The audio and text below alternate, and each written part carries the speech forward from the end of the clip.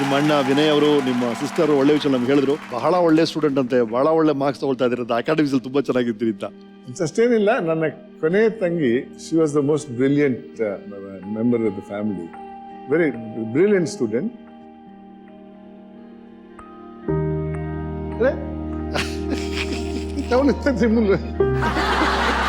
ನನಗೆ ಹೇಳಿಲ್ಲ ನಾನು ಬರ್ತೇನಂತ. Actually, I met him yesterday, but I never told him. So sweet. Yeah, thank you because for I want to keep it a holding the suspense. ಬನ್ನಿಮಾ, ಹೌದು. Please join us. ಹೇಳಿ. S, ನಾವು ಇವರ ಬಾಲ್ಯದ ಬಗ್ಗೆ ಮಾತಾಡ್ತಾ ಇದ್ವಿ, ನಿಮ್ಮ ಬ್ರದರ್ನ ಸ್ಕೂಲ್ ಡೇಸ್, ಕಾಲೇಜ್ ಡೇಸ್ ಬಗ್ಗೆ. ಹೌದು, ಅವರು ವೆರಿ ರಿಸರ್ವ್ಡ್. ಜಾಸ್ತಿ ಹೇಳಿದಾಗ ನಾನು ನಾಟಿ ಇರಲಿಲ್ಲ. ಮಾತ್ರ ಜಗಳ ಆ್ಯಸ್ ಯೂಶುವಲ್ ಅಣ್ಣ ತಮ್ಮಂದಿರಿಗೆ ಆಗ್ತಿತ್ತು.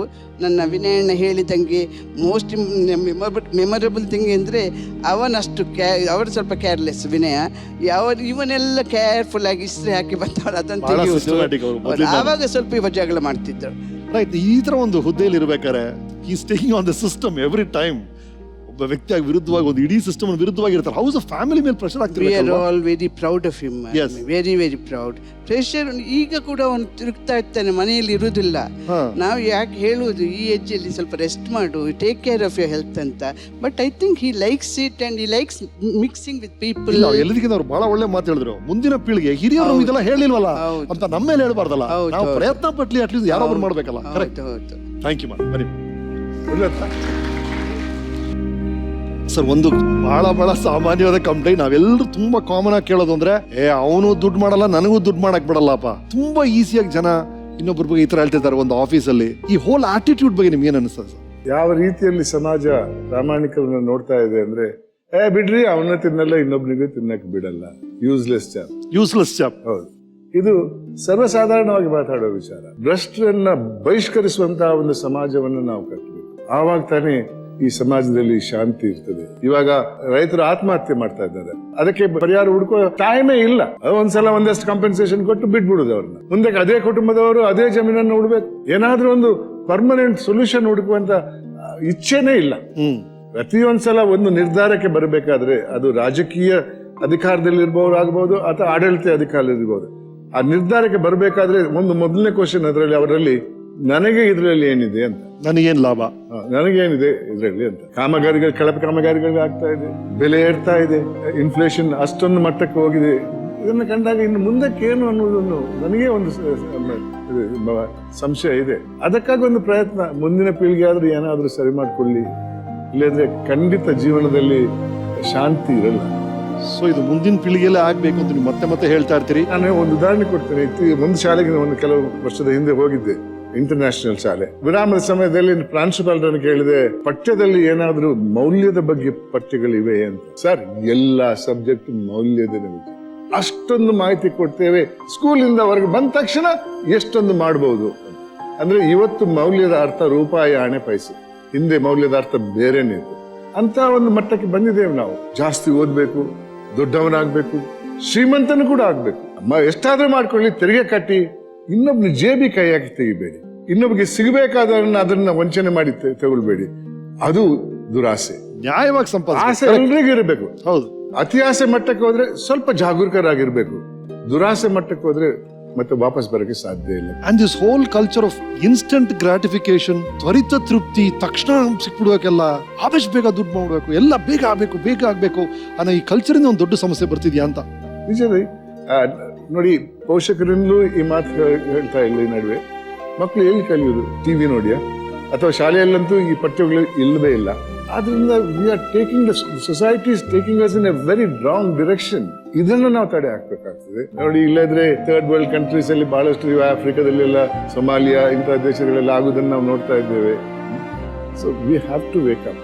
2016ನೇ ಇಸ್ವಿ ಡಿಸೆಂಬರ್ ಅಲ್ಲಿ ಪಾರ್ಲಿಮೆಂಟ್ ಅಲ್ಲಿ ಲೋಕಸಭೆ ಕಾರ್ಯಕಲಾಪಗಳು ಸುಮಾರು 15-16 ದಿವಸ ನಡೆಯಿತು.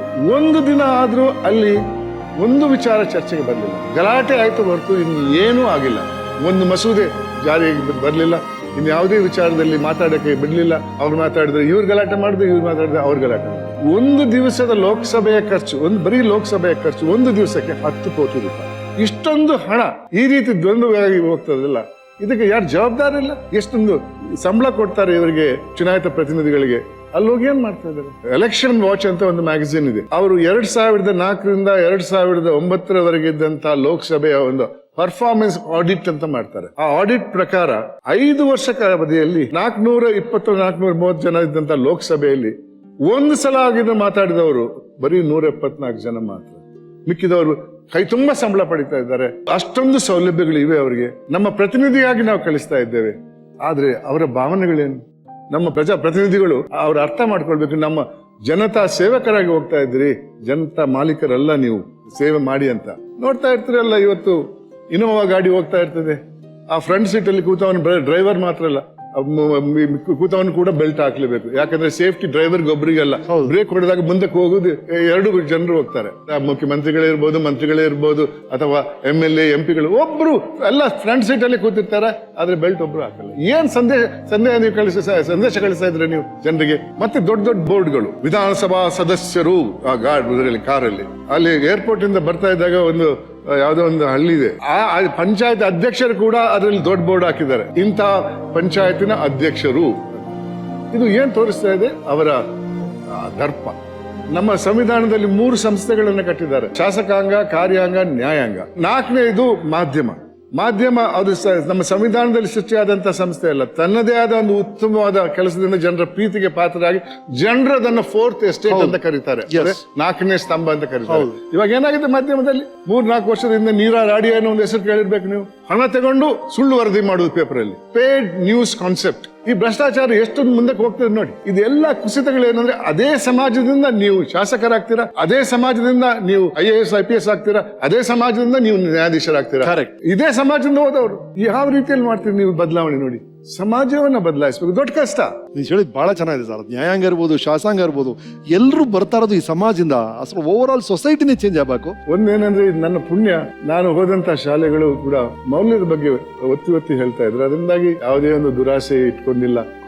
ಬಂದದ್ದು ನಾವು ಇಟ್ಕೊಂಡಿದ್ದೇವೆ ಹೊರತು ಬೇರೆ ರೀತಿಯಲ್ಲಿ ಮಾಡಿದ್ದಿಲ್ಲ. ಉದಾಹರಣೆ ಕೊಡ್ತೇನೆ ನಾನು ನಿಮ್ಗೆ. ನನಗೆ ಹಲವಾರು ಪ್ರಶಸ್ತಿಗಳು ಬಂದಿತ್ತು.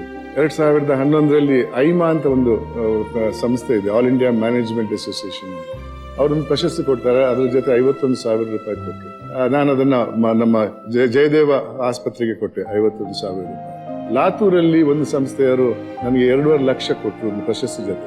2.5 ಲಕ್ಷ ಒಂದು ಮಕ್ಕಳ HIV ಟ್ರೀಟ್ಮೆಂಟ್ ಹಾಸ್ಪಿಟಲ್ಗೆ ಅಲ್ಲಿ ಕೊಟ್ಟೆ. ಮುಂಬೈಯಲ್ಲಿ ನಾನಿ ಪಾಲ್ಕಿವಾಲಾ ಅನ್ನೋ ಸಂಸ್ಥೆಯವರು 2.5 ಲಕ್ಷ ಕೊಟ್ಟರು ಒಂದು ಪ್ರಶಸ್ತಿ ಜೊತೆ. ಅದನ್ನ ನಾನು ಟಾಟಾ ಮೆಮೋರಿಯಲ್ ಕ್ಯಾನ್ಸರ್ ಹಾಸ್ಪಿಟಲ್ ಮಕ್ಕಳ ಭಾಗಕ್ಕೆ ಅದಕ್ಕೆ ಕೊಟ್ಟೆ. 2011ರಲ್ಲಿ RS ಜಿಂದಲ್ ಗ್ರೂಪ್ನವರು ಒಂದು ಪ್ರಶಸ್ತಿ ಕೊಟ್ಟರು. ಅದ್ರ ಜೊತೆ 1 ಕೋಟಿ ರೂಪಾಯಿ ಕೊಟ್ಟರು.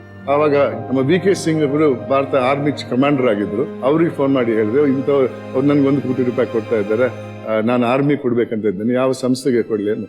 ಅವರು ನಿವೃತ್ತ ಯೋಧರ ವೆಲ್ಫೇರ್ ಫಂಡ್ ಇದೆ, ಅದಕ್ಕೆ ಕೊಡಿ ಅಂತ ಚೆಕ್ ಅಲ್ಲಿ ಕಳಿಸಿದೆ. 1 ನಯಾ ಪೈಸೆ. ಅದು ತದನಂತರ 15-20 ಸಾವಿರ ಬರ್ತಾನೆ ಇದೆ. 1 ನಯಾ ಪೈಸೆ ನಾನು ಇಟ್ಕೊಂಡಿಲ್ಲ. ನನಗೆ ನನ್ನ ಕೆಲಸದಲ್ಲಿ ಬರುವಂತ ಸಂಬಳ, ಪೆನ್ಷನ್ ಇನ್ನೇನು